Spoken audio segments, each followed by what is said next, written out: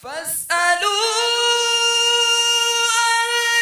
الذكر إن كنتم لا تعلمون۔ تو اے لوگو علم والوں سے پوچھو اگر تمہیں علم نہ ہو۔ صلوا علی الحبیب صلی اللہ علی محمد صلی اللہ علیہ وسلم۔ الحمدللہ رب العالمین والصلاة والسلام علی سید الانبیاء والمرسلین اما بعد فاعوذ باللہ من الشیطان الرجیم بسم اللہ الرحمن الرحیم الصلاة والسلام علیکہ یا رسول اللہ وعلی آلکہ واصحابکہ یا حبیب اللہ۔ آج 3 رمضان المبارک ہے۔ آج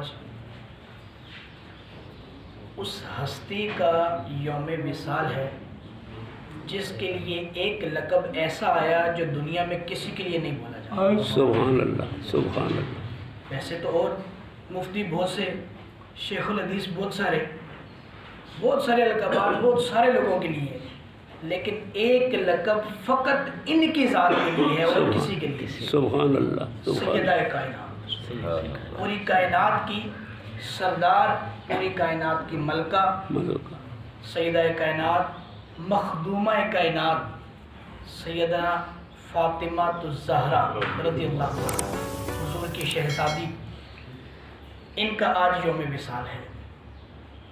ان کے حوالے سے انشاءاللہ کچھ باتیں عرض کرتا ہوں۔ عموماً ہوتا یہ ہے کہ سیدہ کی جب سیرت بیان کی جاتی ہے تو ان کی صرف سیرت میں وہ حصہ بیان کیا جاتا ہے جو ان کا حسنین کریمین کے ساتھ گزرا، حضرت مولا علی کرم اللہ تعالیٰ وجہ الکریم کے ساتھ گزرا۔ سبحان اللہ۔ بھئی سیدہ نے پچھلی بھی تو زندگی گزاری، ہاں بے شک۔ اس کو بھی تو اجاگر کرو، وہ بھی تو لوگوں کو بتاؤ، وہ کیوں چھپائے بیٹھے ہو؟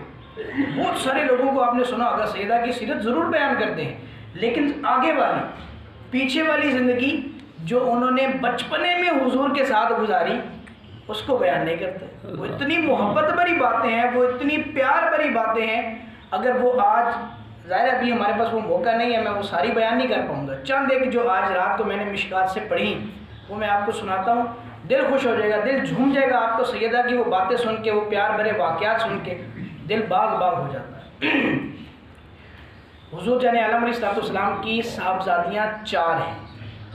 یہ بھی ایک المیہ ہے نا کہ ہم میں سے اکثر نے یہ سن رکھا ہے کہ حضور کی ایک ہی صاحبزادی ہے، انہی کا تذکرہ آتا ہے، انہی کا نام آتا ہے۔ بقیہ 3 بھی حضور کی جگر کا ٹکڑا ہے۔ حضور کی بقیہ 3 صاحبزادیاں بھی حضور کی بیٹیاں ہیں، صاحبزادیاں ہیں، ان کا بھی تذکرہ ہونا چاہیے، ان کے بھی نام ہمارے بچوں کو معلوم ہونے چاہیے۔ ہمارے بچوں کو پتہ ہی نہیں ہے، بس خالی سیدہ ان کا بھی تذکرہ ہو کہ یہ تو بلند و بالا شان والی ہیں، کیونکہ حضور کے ساتھ انہوں نے بہت زیادہ ایک لمبا عرصہ گزارا، تو اس لیے ان کا تذکرہ بھی ضرور ہو، لیکن ان کا بھی ہو، ان کو بھی چھوڑا نہ جائے۔ اور پھر یہ سیدہ خود ان سے پیار کتنا کرتی تھی اپنی بڑی بہنوں سے، چونکہ سیدہ سب سے چھوٹی تھی عمر کے لحاظ سے، تو اپنی بڑی بہنوں سے پیار اتنا کرتی تھی کہ سیدہ کی خود اپنی 3 صاحبزادیاں تھیں، تینوں کا نام انہوں نے اپنی بہنوں کے نام پہ رکھا۔ ایک کا نام زینب رکھا، مشہور سیدہ فاطمہ الزہرا کی مشہور بیٹی ہیں، انہوں نے زیادہ وقت گزارا، دوسری 2 جلدی فوت ہو گئی۔ ایک کا نام ام کلثوم رکھا، ایک کا نام رقیہ رکھا۔ یہی تینوں نام حضور کے صاحبزادیوں کے بھی تھے، یعنی ان کے بڑی بہنوں کے، تو یہی تینوں نام انہوں نے اپنی صاحبزادیوں کے بھی یہی نام رکھے۔ بہرحال سیدہ خدیجہ فرماتی ہیں کہ جب حضور جان عالم علیہ السلام کسی کام سے باہر سے تشریف لاتے واپس اپنے مکان عالی شان پر، تو آپ دروازے پر کھڑے ہو کر بلند آواز سے السلام علیکم ورحمۃ اللہ کے الفاظ ارشاد فرماتے۔ میں جواب عرض کرتی لیکن حضور اندر نہ آتے، وہیں کھڑے رہتے۔ کیوں؟ کیونکہ انتظار تھا کسی کا کہ کوئی آئے جو مجھے پکڑ کے لے جائے۔ پھر خدیجہ آواز دیتی فاطمہ سنتی، یہ الفاظ ہیں، حدیث کے الفاظ ہیں، فاطمہ سنتی ہو؟ وہ عرض کرتی جی اماں جان سنتی ہوں۔ کہا تمہارے بابا جان باہر دروازے پہ کھڑے ہیں۔ سیدہ باہر جاتی دروازے کے پاس، حضور کے ہاتھوں کو بوسہ دیتی، انگلی پکڑتی اور ساتھ اپنے کمرے میں لے آتی، اندر لاتی، پھر بٹھاتی، پھر ان کے ساتھ جتنی دیر حضور نے گھر سے باہر وقت گزارا ہوتا اس دور میں جو کچھ کیا ہوتا سیدہ ان کو عرض کرتی کہ میں نے یہ کیا، میں نے یہ کیا. پھر ان سے پوچھتی آپ نے کیا کیا باہر جا کے، آپ کس سے ملے، آپ نے کیا کیا، وہ ساری باتیں پوچھتی. چھوٹی چھوٹی باتیں جیسے بیٹیاں اپنے والدین سے کرتی ہیں ویسے وہ کرتی رہتی. وہ چھوٹی چھوٹی باتیں کرتی. حضور ان کے بڑے بڑے جواب ارشاد فرماتے. جب حضور اٹھ کے چلے جاتے تو پھر سیدہ سے حضرت خدیجہ پوچھتی کہ آپ نے اپنے بابا سے کیا باتیں کی، تو پھر سیدہ پھر ان کو عرض کرتی کہ میں نے یہ کہا، بابا نے آگے مجھے یہ کہا. یہ حضور کا ان سے پیار بھی ہے اور حضور کی ان کے ساتھ وہ تربیت بھی ہے، اور تربیت والا وہ انداز بھی ہے. آپ دیکھیں جس گھرانے میں تربیت یافتہ لڑکی نہیں ہوتی، جس گھر کے اندر تربیت یافتہ ماں نہیں ہوتی، جس گھر میں تربیت یافتہ بہو نہیں ہوتی، وہ گھرانے اجڑ جاتے ہیں. آج آپ نے دیکھا ہوگا بہت سے لوگ آ کے کہتے ہیں جی میرے گھر میں سکون نہیں ہے. کیوں نہیں ہے؟ کیونکہ اس گھر کی عورت تربیت یافتہ نہیں ہے. تو حضور جان عالم علیہ السلام نے بڑی، چونکہ ان سے حضور کی نسل چلنی تھی نا، انہی سے حضور کی آگے پوری نسل چلنی تھی. حضور نے سیدہ کی تربیت پر اتنا دھیان دیا کہ جس کی کوئی حد نہیں، کوئی مثال نہیں ملتی. آج سب سے بڑا جھگڑا، بچپن سے ہم ایک دم جوانی کی طرف چھلانگ لگائے گئے ہیں، تو میں وہ بھی عرض کرتا چلوں، آج سب سے بڑا جھگڑا کس بات کا ہوتا ہے ہمارے گھروں میں؟ ہمارے گھروں میں سب سے بڑا جھگڑا، سب سے بڑا دکھڑا جو ہمیں سنایا جاتا ہے وہ یہ سنایا جاتا ہے کہ جب بیٹی گھر آتی ہے کہتی ہے سسرال والوں کی طرف سے کہ بابا یا ماما مجھ سے میرے سسرال والے کام بڑا کراتے ہیں، بہت تھکاتے ہیں، اتنا کام کراتے ہیں کہ میں کام کر کر کے تھک جاتی ہوں، میں اکیلی ہوں، وہاں پر کوئی میری نہیں سنتا، کوئی میرا ساتھ نہیں دیتا، سب کے کام میں کرتی ہوں، اکیلی جان کام کرتی ہوں. پھر جناب ادھر سے میکے والے بھی ایک لٹھ لے کر پہنچ جاتے ہیں سسرال میں، اور پھر یہ خاندانوں کے ٹوٹنے کا سبب بنتا ہے. سیدہ نے بھی تو زندگی گزاری ہے نا، وہ بھی تو سسرال گئی ہیں. سیدہ کے بارے میں مشکات شریف کے اندر حدیث ہے کہ آپ گھر کے سارے کام خود کرتی. ہم سارے غور کریں نا، ہم میں سے کسی کی بیٹی کی ہاتھوں پر کبھی چھالے پڑے ہوں کام کر کر کے؟ کبھی چھالے نہ پڑے. سیدہ کے ہاتھوں پر چھالے پڑ جاتے تھے کام کر کر کے. کیوں؟ کیونکہ وہ چکی خود پیستی تھی، کنویں سے پانی خود نکالتی تھی، گھر کا جھاڑو پونچھا خود کرتی تھی. حضرت علی پاک کے سارے کام وہ خود کرتی تھی. اور نہ صرف یہ کرتی بلکہ حضرت علی کی جو والدہ تھی حضرت فاطمہ بنت اسد، ان کے بھی سارے کام وہ خود کرتی. کیونکہ آپ بہت بوڑھی تھیں، بہت عمر رسیدہ ہو گئی تھی، تو ان کے سارے کام کرتے. کئی دفعہ حضرت فاطمہ بنت اسد حضرت علی کی والدہ ان کو کہتی کہ بیٹے فاطمہ تم میرے اتنے کام کیوں کرتی ہو، تمہارے اپنے بھی تو بچے ہیں. حضرت امام حسن و حسین کے درمیان صرف 11 ماہ کا فرق ہے، ان کی عمر کوئی بیچ میں بہت زیادہ ڈفرینس نہیں ہے، 11 ماہ کا فرق ہے. تو وہ کہتی کہ تمہارے اپنے بچے بھی تو بہت چھوٹے ہیں، تم ان کا دھیان رکھا کرو، ان کے کام کیا کرو، میں اپنے کام کر لوں گی. تو وہ کہتی نا ایسا نہیں ہو سکتا کہ میرے ہوتے ہوئے آپ اپنا کام خود کریں، میں آپ کے کام سر انجام دوں. تو یہ ہے وہ تربیت حضور رسول اللہ صلی اللہ علیہ وسلم کی کہ جس کی وجہ سے وہ گھرانہ اتنا معزز گھرانہ بنا. اور پھر حضور جان عالم علیہ السلام کی ایک عادت مبارکہ تھی کہ وہ جب بھی باہر تشریف لے جاتے تو سب سے آخری ملاقات حضرت فاطمہ سے کرتے. جب باہر سے واپس تشریف لاتے تو سب سے پہلی ملاقات حضرت فاطمہ سے کرتے.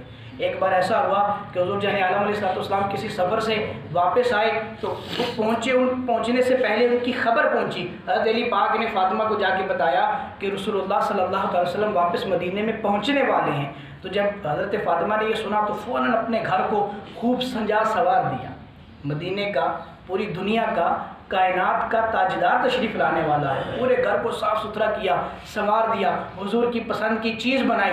جب یہ بنا کر ساری تیاری مکمل کر چکے، حضور جان عالم علیہ السلام جب آئے، تشریف لائے، مکان عالی شان پر پہنچے تو حضرت سیدہ فاطمہ نے اپنی روٹین کے مطابق، ان کی روٹین تھی کہ جیسے ہی حضور کو دیکھتی حضور کے ہاتھوں کو بوسہ دیتی. جب بوسہ دیا، جب سر اٹھایا تو پورا چہرہ آنسوؤں سے تر تھا. حضور نے پوچھا کہ بیٹے کیوں روتی ہو؟ کوئی رونے کا بظاہر کوئی وجہ نہیں ہے، کوئی سبب نہیں ہے، آج تمہاری آنکھوں میں آنسو کیوں ہیں؟